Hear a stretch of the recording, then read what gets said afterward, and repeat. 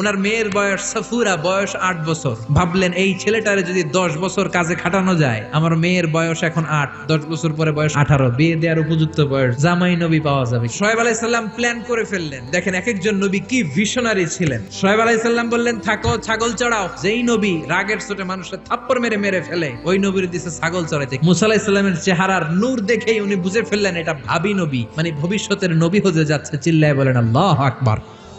সাইয়েদনা মুসা আলাইহিস সালাম প্রথম দিন ডিউটি করতে গেলেন মরুভূমিতে। যে দেখে অনেক ছাগল খালি ভ্যা ভ্যা করে, ডান দিকে ধরলে বাম দিকে দৌড় দেয়, বাম দিকে গেলে ডানে দৌড় দেয়। এত বড় শক্তিশালী নবীরে নাস্তানাবুদ করে ছেড়ে দেয় ছাগলগুলো। ঘামতে ঘামতে মুসা আলাইহিস সালাম শেষ। ডিউটি শুরু হলো, বছরের পর বছর যায়, নবী মুসার রাগও কমে না, ছাগল চড়ানো বন্ধ হয় না। ওনার একটা লাঠি ছিল, ওই লাঠি দিয়ে পিটাইতে শুরু করলেন। পিটাইয়া ছাগলগুলোরে আধামারা করে ফেলতেন উনি। এত মেজাজ ছিল কিন্তু মেজাজ নরম হয় না। পিটাতে পিটাতে ছাগল চড়াতে চড়াতে